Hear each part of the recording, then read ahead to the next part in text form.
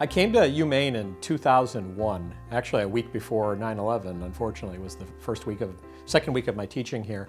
In any event, I had been working on a lot of research involving the effects of term limits on legislatures, and there had been two individuals here at that time teaching in the political science department, Matt Moen and Ken Palmer, and I had started to do some work with them on a larger project. And there was a position that opened up here. I was delighted to come up here. I had vacationed in Maine a number of times. My wife and I actually came to Maine on our honeymoon, and I came up and just absolutely loved the department. Very collegial. University of Maine is one of those rare schools where you really have the opportunity to lead a well-balanced life as an academic with focus on teaching, research, and service. There are wonderful teaching schools out there. There are wonderful research schools out there. There are schools that do great service. It's rare to find a school where you can do all three.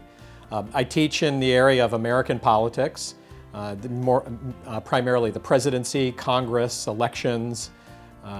Been doing a lot of work on gerrymandering. The Distinguished Maine Professor Award is for faculty members who have outstanding records in teaching, research, and public service in that order.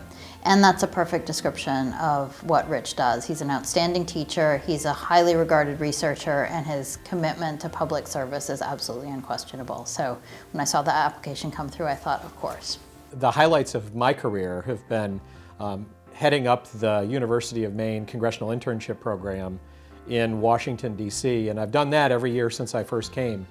Ken Palmer had managed that for over 30 years prior to that, and I was lucky enough to have him pass that off to me. He is the founding director of the William Cohen Institute for Leadership and Public Service, which does a variety of programs and also hosts a leadership minor, which has proved to be really popular with students because it meets a need. I've guest lectured in one of the classes, and the students were absolutely engaged in the topic, obviously had a great rapport with the instructor, and were clearly feeling that this was a very beneficial addition to their career at UMaine.